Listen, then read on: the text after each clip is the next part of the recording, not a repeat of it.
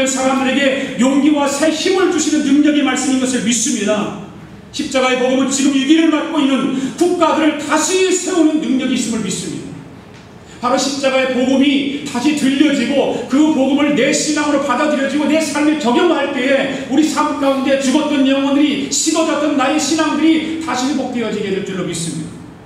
오늘 우리 아가페 교회도 복음의 능력을 통해서 다시 회복하고 무너진 것을 다시 세우는 은혜가 임할 수 있기를 축복합니다.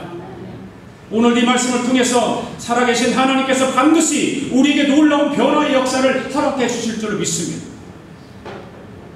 기적의 역사를 일으켜 주실 것입니다. 축복의 역사를 일으켜 주실 것입니다.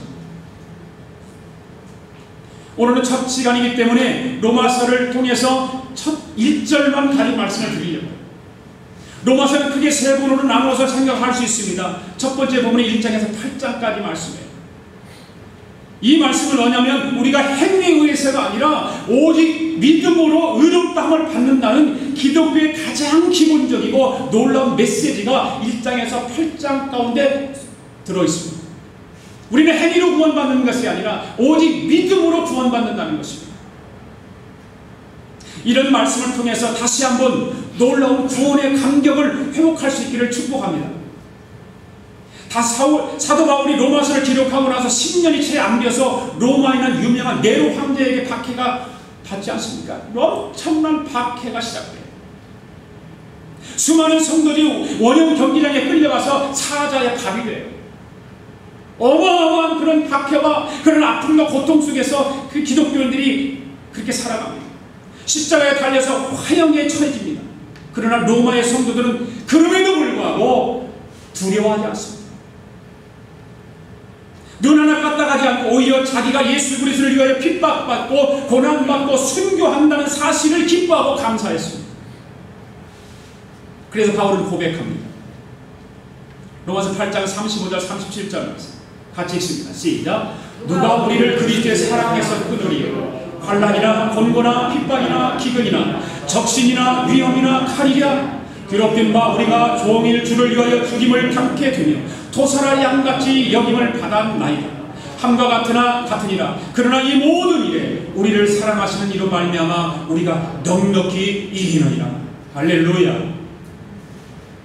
이 말씀대로 저들은 구원의 뜨거운 확신과 감격을 가지고 모든 시련을 넉넉히 이겨내는 아름다운 신앙인의 모습을 가지고 있었습니다. 로마서의 말씀을 통해서 여러분도 구원의 확신을 반드시 되찾게 되기를 원합니다. 식어졌던 신앙들 다시 회복시키세요. 다시 업그레이드 시키세요. 그 다음에 9장에서 11장까지 두 번째 부분은 사도 바울이 선교적인 동기에 의해서 기록한 부분입니다.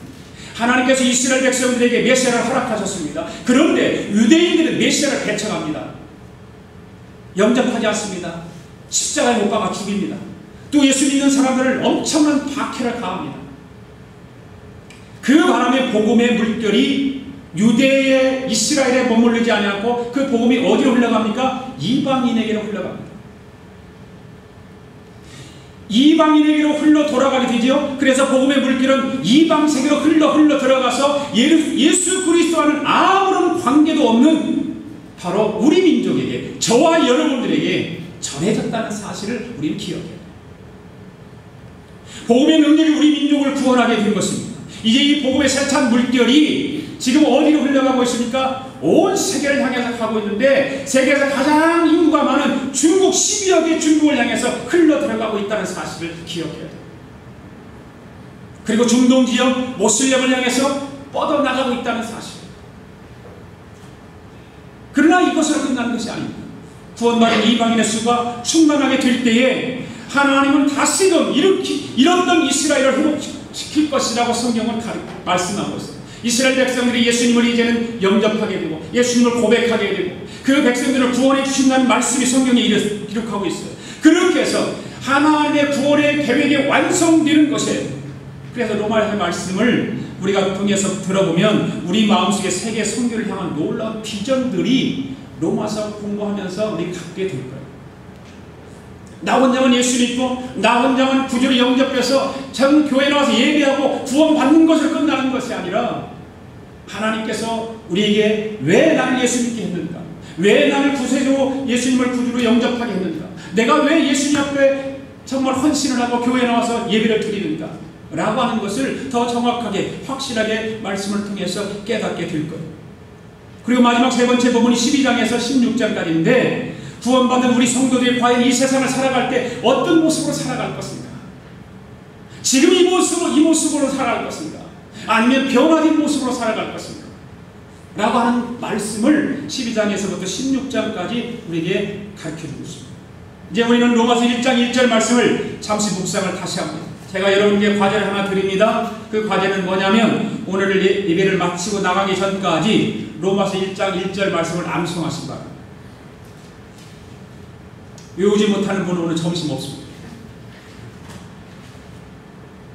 자, 1장 1절 말씀 시작. 예수 그리스도의 이름 바울은 사도로 부르심을 받아 하나님의 복음을 위하여 택정함을 입었으니. 다시 한번 시작. 예수 그리스도의 종 바울은 사도로 부르심을 받아 하나님의 복음을 위하여 택정함을 입었으니. 한 번 더 시작. 예수 그리스도의 종 바울은 사도로 부르심을 받아 하나님의 복음을 위하여 택정함을 입었으니.